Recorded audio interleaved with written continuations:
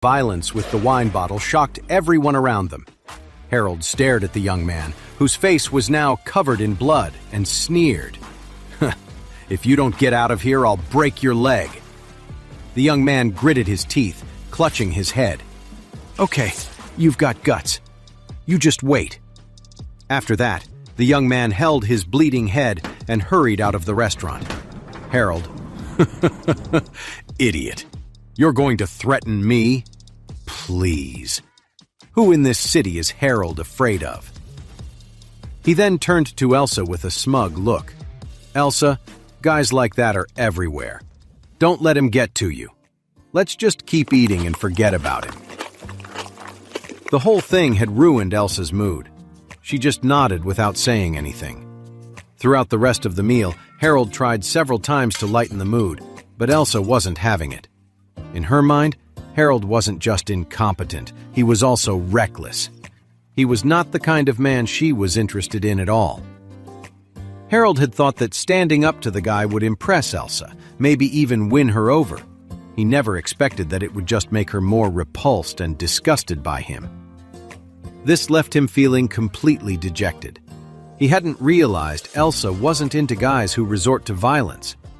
It was like he'd shot himself in the foot. Harold was miserable for the rest of the meal. After they finished eating, he wanted to talk with Elsa a bit more, hoping to build some connection. Instead, Elsa frowned and said, "It's getting late. I should get going. Thanks for dinner." Harold said, "Then I'll give you a ride." Elsa shook her head. "No, I'll just get a cab." At this point, Elsa just wanted to put some distance between herself and Harold. Harold was furious but tried to hide it. "Then I'll at least walk you to your car." Elsa didn't refuse. She just nodded, stood up, and walked out. Harold hurried to follow her, fuming inside. He had wanted to set up a romantic date, take the opportunity to confess his feelings to Elsa, but he couldn't believe that jerk had to come and ruin everything. His chance was completely gone, and on top of that, he'd probably left a terrible impression on her. "If I ever see that guy again, I'm going to make him pay," Harold muttered bitterly. Meanwhile, Charlie had just finished dinner and was clearing the table. Claire suddenly looked anxious. "Charlie, there's a quote from a supplier in my bag. Have you seen it?" Charlie shook his head. "I haven't touched your bag since I got back." Claire thought for a moment before she slapped her forehead.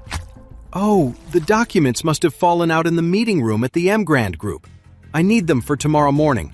Can you drive me there to get them?" Charlie smiled. "You're so tired. You should rest. I'll go get it for you." Claire sighed. "I really am exhausted, so please, that would be a huge help." The document number is GY 2019-1101. Charlie waved his hand. "It's no big deal." After that, Charlie drove off toward the Grand group. Back on the street, Harold and Elsa had just left the hotel and were standing by the roadside. Elsa was about to hail a cab when, at that moment, 3 white vans screeched to a stop nearby. A dozen tough-looking guys suddenly jumped out and rushed toward them aggressively. The men were all wearing black masks and carrying steel pipes. They were clearly here for revenge. This is not good, Harold thought, scared out of his mind when he saw so many people running toward him.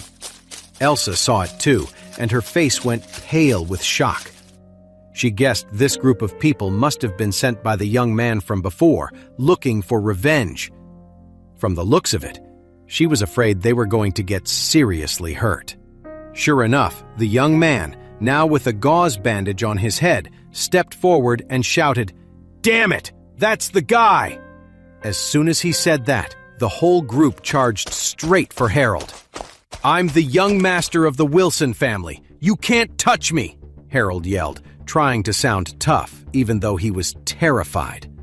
A burly man with a nasty smirk stepped forward and swung a steel pipe right at him. Harold was so scared he nearly wet his pants. In a moment of pure panic, he shoved Elsa out in front of him. "Oh!" Elsa cried out as he pushed her toward the gang. Seizing the opportunity, Harold sprinted to his car, jumped in, and sped away without a second thought. Elsa was absolutely furious. That Harold was such a coward. He started this whole mess, and at the first sign of trouble, the big tough guy shoves a woman in front of him to take the fall while he runs away. Was it even possible to find a bigger scumbag in the entire world? Watching Harold escape, the young man with the bandaged head cursed. That coward just ditched the girl and ran all by himself. What a loser. Then he stared at Elsa and said coldly, "Hey, pretty girl, you better call that coward and get him back here. Otherwise, you're not going to like what happens next." "Elsa, I barely know him. Please don't drag me into your business." The young man pointed to the gauze on his head. "Damn it, I've got 16 stitches because of him. I can barely think straight, and it hurts to even eat. If he doesn't come back to save you, then you're going to have to make it up to me and my guys for all our trouble." "Elsa, you can't do this. This is illegal." "Illegal?" The young man. "My word is the law out here. After we're done with you, you'll find out what's legal and what isn't." A chill ran down Elsa's spine. Panic and despair washed over her. She said quickly, "I'll call him now." With that, she pulled out her cell phone and dialed Harold's number. Harold was flooring it, trying to get as far away as possible when he suddenly saw Elsa's name flash on his phone. His heart sank. "This is just great," he thought. Damn it, what terrible luck!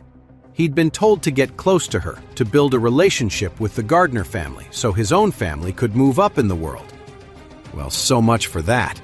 He'd completely blown it with Elsa now. But there was no way he was answering the phone right now. Answering meant going back, and even a fool knew what would happen then. Would he even make it out alive if he went back? That gang was serious, and they were carrying steel pipes. Even if they didn't kill him, he'd probably end up crippled for life. Girls were one thing, but his life was more important, so he made his choice. He kept driving, ignoring her call. Elsa's call went unanswered. She was desperate. She pleaded with the young man. "I can give you money. Please, just let me go. This has nothing to do with me." The young man just grinned cruelly. "I don't want your money," he said. "I want you." A wave of terror washed over Elsa. She knew if she didn't do something, he would never let her go. So while he was off guard, she gritted her teeth and kicked him hard, right between the legs. The young man never expected her to fight back. The kick landed squarely, and he doubled over with a screaming scream of pain. In a blind rage, he swung his arm out, and a knife in his hand slashed into her. Elsa tried to run, but a sharp pain shot through her thigh. She screamed and collapsed to the ground. The sharp blade was buried in her leg, and blood was already soaking through her clothes. "You stupid girl! Think you can run?" The young man, furious now, grabbed her by the hair. He sneered. "Congratulations! You've really ticked me off. Now my buddies and I are going to settle scores." Tears of despair streamed down Elsa's face. In her heart, she felt like this was the end. She knew this man wouldn't let her go. She was terrified she was going to die right here, at his hands. At this point, it felt like no one could possibly save her. She didn't even notice the black car slowly pulling up nearby. Charlie, who was driving, saw her in an instant and frowned. The sharp pain in Elsa's leg was unbearable. Utterly desperate, tears streamed down her face. Seeing her tear-streaked, beautiful face only seemed to fuel his cruelty. He swallowed hard and barked, "Get her in the car!" He reached down to drag her toward the car. Just then, he heard several agonizing screams from behind him. "What the hell?" The young man whipped his head around angrily, shouting, "What's going on?" But as soon as he looked up, he felt a rush of wind. Before he could even react, an excruciating pain exploded across his face. His vision swam with stars, and he heard a sickening crack as his nose broke, blood gushing everywhere. The young man screamed in agony, staggering backward before collapsing. As he fell, his last clear sight was of his friends, sprawled on the ground like rag dolls, completely motionless. Elsa looked up, her eyes wide with a mix of horror and shock. A man in a black mask stood over her, his eyes as cold and sharp as a blade. Elsa was shocked, but a wave of relief washed over her. A question raced through her mind. Who was he? Was he here to save her? Yes, she thought, he must be. The young man's face was a bloody mess as he lay on the ground, unable to move. Her rescuer had been incredibly fast. In the blink of an eye, he had taken down all 4 of them. It took a few seconds for the remaining thugs to process what had happened. Then, with angry roars, they charged at the masked man, shouting for their downed friends. "Who are you?" Elsa stammered, looking up at the man from where she sat on the ground. The man didn't answer. Instead, he quickly scooped her up and disappeared down a dark alley. Elsa gasped for breath, her heart hammering against her ribs. She was still reeling from the shock. Behind them, she could hear the angry shouts of the thugs and the roar of motorcycles as they pursued them. The wind whipped past her face. She'd lost a lot of blood from her leg, and between that and the sheer panic, all she could do was cling weakly to the man carrying her. For some reason, there was something familiar about him. She had no idea that the mysterious man holding her was Charlie, her best friend's husband. Charlie had just been driving by when he spotted Elsa cornered by those guys. Worried she was in serious trouble, he'd thrown on a mask to save her. Ever since he'd been changed by the spiritual energy from that white stone, Charlie's abilities were on another level. He was much faster and more skilled than before. The neighborhood was a maze of alleys, and Charlie used them to quickly lose their pursuers. He carried Elsa for a good distance, finally stopping deep inside a park. It was getting dark, and the trees and bushes were thick here. Even if the gang caught up, they could easily hide. He gently set Elsa down on the ground and frowned when he saw her pants were soaked in blood. Despite the blood loss, Elsa was still conscious. She looked pale, but her eyes were filled with gratitude. "Thank you for saving me," she said, her voice weak. "Who are you?" Hey amazing viewers, it's Charlie here. Thanks for sticking with us. By the time of the release of this video, only 11% of our viewers have joined the party by subscribing, and 89% of you might miss out on our next mind-blowing video.